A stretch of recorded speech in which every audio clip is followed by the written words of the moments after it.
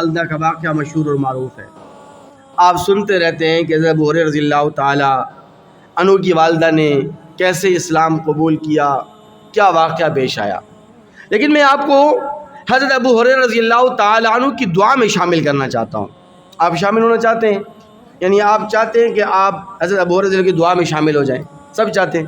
تو سنیے ذرا توجہ کے ساتھ. ابو ہریرہ رضی اللہ تعالی عنہ جب اسلام لے آئے تو مستقل بنیادوں پر اپنی والدہ کو دعوت اسلام دیتے رہے، لیکن ہمیشہ والدہ دعوت کو ٹھکراتی رہی، نظر انداز کرتی رہی، اگنور کرتی رہی. ایک مرتبہ ابو ہریرہ رضی اللہ تعالی عنہ اپنی والدہ کو دعوت اسلام دے رہے تھے تو والدہ نے غصے میں آ کر نبی کریم صلی اللہ علیہ وسلم کے متعلق کچھ ایسے نازیبا کلمات کہہ دیے کہ جس سے حضرت ابو ہریرہ رضی اللہ تعالی عنہ بہت زیادہ رنجیدہ ہوئے، بہت زیادہ کبیرہ خاطر ہوئے، بہت زیادہ مغموم ہوئے، اور روتے ہوئے غم کے آنسو لیے نبی کریم صلی اللہ علیہ وسلم کی بارگاہ رسالت میں حاضر ہوئے اور آ کر عرض کیا کہ یا رسول اللہ، میں نے اس سے پہلے بھی والدہ کو دعوت اسلام دی ہے، وہ انکار تو کرتی رہی لیکن ایسا جملہ انہوں نے کبھی نہیں کہا، لیکن آج انہوں نے ایسا جملہ کہا اور نازیبہ جملہ کہا کہ میرا دل کرچی کرچی ہو گیا، میرا دل زخمی ہو گیا. یا رسول اللہ، آپ میرا والدہ کے حق میں دعا کیجئے کہ اللہ تبارک و تعالی ان کو اسلام کی توفیق عطا فرما دیں اور ایمان لانے کی توفیق عطا فرما دیں.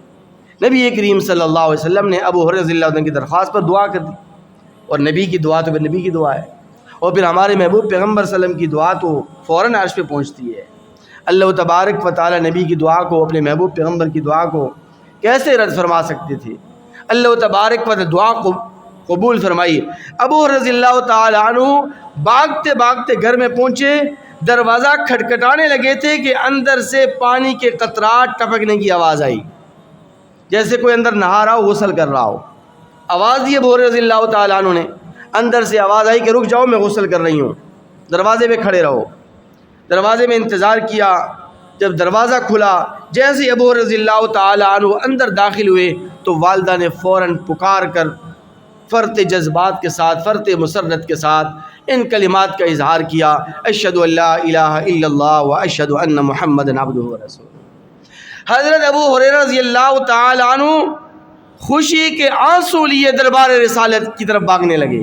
تھوڑی دیر پہلے غم کے آنسو لے کر حاضر ہوئے تھے، اب خوشی کے آنسو لیے دربار رسالت کے اندر حاضر ہوئے اور آقا علیہ الصلوۃ والسلام کی خدمت میں حاضر ہو کر عرض کیا کہ یا رسول اللہ، آپ کی دعا کی برکت سے اللہ تبارک و تعالی میری والدہ کو ہدایت عطا فرما دی اور دین اسلام لانے کی توفیق عطا فرما دی. امام بخاری رحمۃ اللہ علیہ اپنی کتاب الادب المفرد کے اندر لکھتے ہیں کہ ابو ہریرہ رضی اللہ تعالی عنہ دوسرے گھر میں رہتے تھے، ان کی والدہ الگ گھر کے اندر رہتی تھی. ابو ہریرہ رضی اللہ تعالی عنہ جب بھی کسی کام کے لیے گھر سے باہر نکلتے تو سب سے پہلے اپنی والدہ کی خدمت میں حاضر ہو کر ان الفاظ کے اندر سلام کیا کرتے تھے، السلام علیکہ یا امی ورحمۃ اللہ وبرکاتہ. تو والدہ بھی پھر یہی اسی انداز سے جواب دیتی، محبت بھرے انداز میں جواب دیتی، وعلیکہ یا ولدی، اللہ تبارک و تعالیٰ تجھ پر بھی سلامتی عطا فرمائے، اللہ تعالیٰ تجھے بھی اپنی رحمتوں اور برکتوں سے نوازے.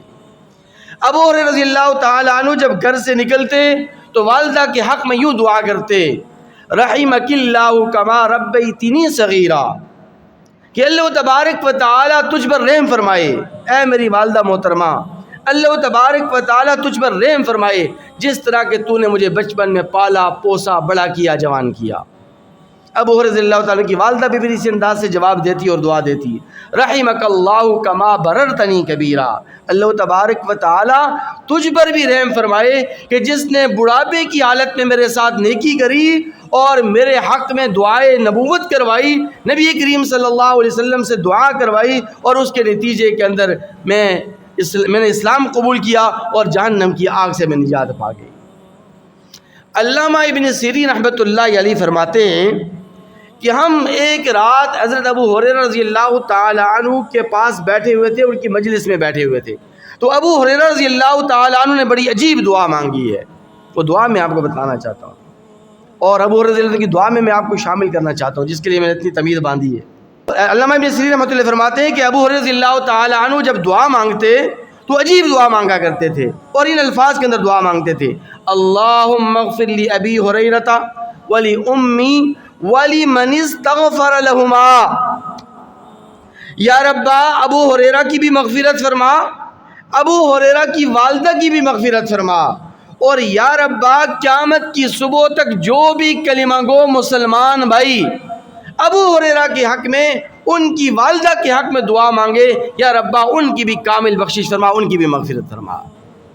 इमाम बुखारी रहमतुल्लाह अलैहि अपनी किताब अल अदब अल मुफरद सफ़ा 25 के ऊपर लिखते हैं कि जब आप अपने वालिदैन के हक़ में दुआ मांगे तो साथ ये दुआ भी मांगा करें कि या रब्बा मेरे वालिदैन की मगफिरत फरमा, मेरे माँ बाप की मगफिरत फरमा, अबू हुरैरा की भी मगफिरत फरमा, अबू हुरैरा रज़ी अल्लाह ताला की वालदा की भी मगफिरत फरमा। आप ये दुआ मांगेंगे तो आप भी हज़रत अबू हुरैरा रज़ी अल्लाह ताला अन्हु की दुआ में शामिल हो जाएंगे। अल्लाह तबारक व तआला आपको भी अबू हुरैरा रज़ी अल्लाह की दुआ में शामिल फरमा देंगे और उनकी दुआ की बरकत से अल्लाह ताला आपकी बख्शिश फरमा देंगे। अबू हुरैरा रज़ी अल्लाह ताला अन्हु को अपने वालिदैन की खिदमत का जो जज्बा था ना, वो अजीब किस्म का था, कोई अजीब नोयत का था, और वालिदैन का अदब व एहतराम कूट कूट कर उनमें भरा हुआ था। एक मरतबा रास्ते में जा रहे थे कि दो आदमी आपको दिखे, एक उम्र में छोटा था एक बड़ा था। तो छोटी उम्र वाले से अबू हुरैरा रज़ी अल्लाह ताला ने पूछा कि भाई ये तेरे साथ कौन जा रहा है? तो उसने बतलाया कि मेरे साथ मेरा ये वालिद है, वालिद बुजुर्गवार जा रहे हैं। तो अबू हुरैरा रज़ी अल्लाह ताला अन्हु ने बेटे को नसीहत की कि अगर ये तेरा वालिद बुजुर्गवार है, तेरा वालिद गिरामी है, तो फिर याद रखना कभी इनका नाम लेकर इनको मत बुलाना। दूसरी बात ये कि अपने वालिद के साथ जब तू रास्ते में जा रहा हो तो वालिद के आगे आगे मत चलना, वालिद के पीछे पीछे चलना। तीसरी बात कि किसी मजलिस में जब तुम जाओ तो वालिद से पहले मजलिस के अंदर मत बैठना, पहले वालिद को अदब व एहतराम के साथ बिठाना, फिर उसके बाद तुम बैठना।